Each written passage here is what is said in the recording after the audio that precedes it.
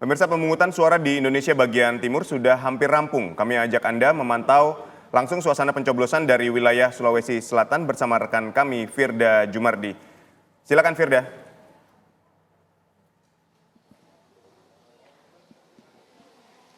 Ya pemirsa, sejak pukul 7.00 waktu Indonesia bagian tengah tadi di tempat saya melaporkan saat ini yang merupakan TPS 1 Kelurahan Maricaya Selatan, Kecamatan Lumajang, Kota Makassar yang merupakan tempat dari calon gubernur Sulawesi Selatan nomor urut 1 yaitu Muhammad Ramdan Pomanto yang akan menyalurkan hak suaranya di sini, di mana dimulai dengan pengecekan surat suara yang dilakukan oleh Ketua KPPS di TPS ini dan juga disaksikan oleh Bawaslu maksud saya pemirsa dan juga saksi-saksi dari masing-masing paslon.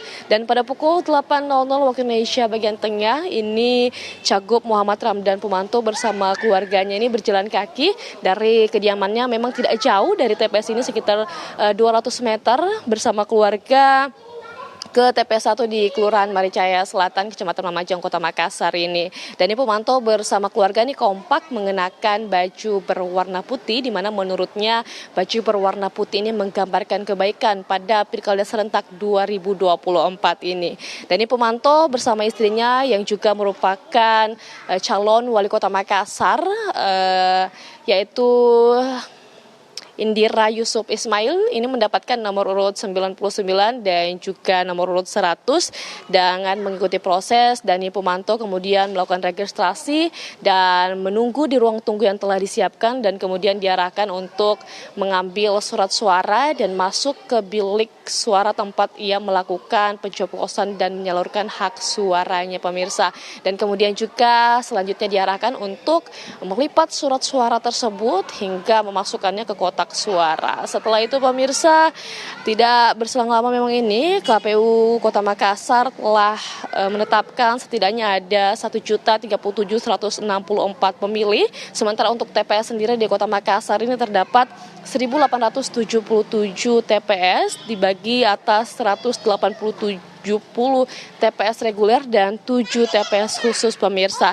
Dan di tempat saya melaporkan saat ini di TPS 1 Kelurahan Maricaya Selatan, Kecamatan Lumajang, setidaknya ada 548 terdaftar yaitu sebagai DPT, diantaranya 261 laki-laki dan juga 287 perempuan. Dan hingga saat ini TPS 1 ini telah menutup TPS karena sudah memang pukul 13.00 dan sekarang sedang berlangsung istirahat, sholat dan makan yang nantinya akan dilanjutkan untuk perhitungan suara. Kita akan terus memantau bagaimana proses perhitungan suara di TPS-TPS yang ada di Kota Makassar saat ini. Demikian, kembali ke Jakarta. Baik, terima kasih Firda Jumardi mengabarkan langsung dari Makassar, Sulawesi Selatan, dan kita masih akan terus nanti memantau ya dan menunggu bagaimana hasil penghitungan di sana. Oke, tapi sebelum kita nanti memantau bagaimana proses penghitungan suara di beberapa wilayah di Indonesia, kita akan coba melihat bagaimana peta pertarungan di beberapa wilayah dulu. Sudah bergabung bersama kami ada Direktur Poltreking Indonesia, Mas Duri. Halo Mas Duri, selamat siang. Mas Duri, mungkin selamat siang. Ya, mungkin begini Mas, yang mau kita dalami dulu adalah karena tadi kita sudah melihat ya pemungutan suara atau pencoblosan yang sudah dilakukan oleh Megawati Soekarno Putri. Ini kan menarik Mas, kalau kita lihat beberapa ketua umum partai politik ini turun gunung dalam kampanye pilkada, termasuk kemarin Presiden ke-7 RI Pak Jokowi juga turun gunung di Jawa Tengah dan juga di Jakarta, tapi Bu Mega ini tidak turun gunung. Tidak turunnya Bu Mega ini apakah sebuah strategi politik atau kompromi politik justru? Iya, jadi kenapa kemudian Ibu Megawati Soekarno Putri tidak turun secara langsung di dalam Pilkada Jakarta? Kalau kita perhatikan dalam kampanye-kampanye yang dilakukan oleh Pramdul ya, kalau kita perhatikan misalnya sangat jarang sekali ya atribusi-atribusi terkait dengan PDI Perjuangan itu digunakan. Apalagi dalam hal ini misalnya ketua umumnya secara langsung. Nah, ini saya kira ada konsekuensi dari peta konstelasi politik di Jakarta, terutama orientasi politiknya yang saya kira memang cukup unik, di mana ya PDI barangkali tidak cukup mendapatkan penerimaan yang cukup baik gitu dari pemilih di Jakarta. Maka kemudian hal-hal yang terkait atau hal-hal yang mengasosiasikan secara langsung dengan PDI Perjuangan, termasuk logo partai misalnya, padahal kan pengusung partai utama, termasuk dalam hal ini misalnya Ibu Megawati secara langsung tidak turun gunung, padahal misalnya sebelumnya mantan Presiden Pak Jokowi misalnya turun secara langsung begitu. Tapi begini, kalau memang tadi Mas Duri menyampaikan tidak ada atribusi partai politik khususnya PD Perjuangan ya, apakah ini akan mempengaruhi suntikan elektoral untuk masing-masing pasangan calon yang diusung oleh PD Perjuangan? Iya, tentu ini kan bagian dari strategi bagaimana cara memikat pemilih yang ada di Jakarta, terutama terhadap pasangan tadi Pramono Dul ya, yang dalam hal ini misalnya sebagai bagian dari kandidat yang secara langsung diusung oleh PDI Perjuangan, kemudian melawan Kim Plus ya, meskipun ada kandidat independen, tapi kan yang dominan dua kandidat ini yang saya lihat misalnya sangat kompetitif ya di dalam Pilkada Jakarta. Tentu tidak dihadirkannya atribusi-atribusi yang terkait secara langsung dengan kandidat tersebut ya tentu untuk mendapatkan magnet elektoral supaya mendapatkan perhatian, karena sepertinya ya resistensi pemilih di Jakarta terhadap partai tersebut ya lumayan ada lah. Lumayan besar. Jadi ini bisa dibilang sebagai sebuah strategi politik untuk kemudian menarik simpati dan juga untuk meningkatkan suntikan elektoral itu ya?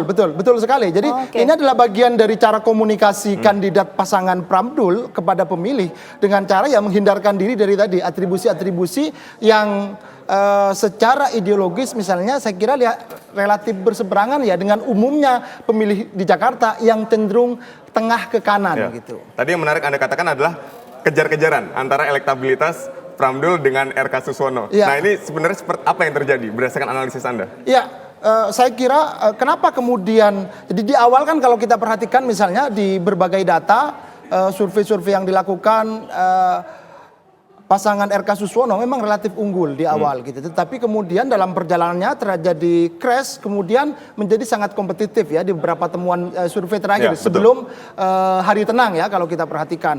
Nah, kenapa ini kemudian terjadi? Tentu ada beberapa faktor ya yang mempengaruhi. Kalau kita perhatikan misalnya dari sisi RK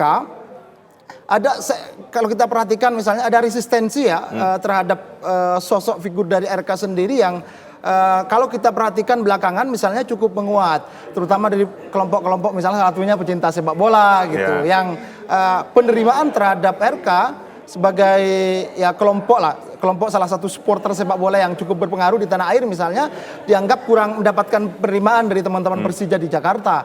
Kemudian di sisi lain misalnya Pramono dan Dul, secara khusus misalnya Dul sendiri yang punya asosiasi kuat terhadap Jakarta sebagai bagian dari orang Betawi misalnya, itu juga punya magnet elektoral tersendiri terhadap pemilih di Jakarta. Nah, di satu sisi misalnya ada kelompok-kelompok pemilih di Jakarta yang barangkali sangat kecewa ya terhadap dalam tanda petik kalau kita maknai itu sebagai bentuk pencegalan ya terhadap Anies Baswedan, di mana misalnya pasangan RK Suswono didukung oleh banyak partai Kim Plus, tapi sayangnya kan tidak berfungsi dengan baik. Jadi konsolidasi internal terkait dengan dukungan dari partai pengusung kurang berjalan dengan baik. Maka ya konsekuensinya tadi.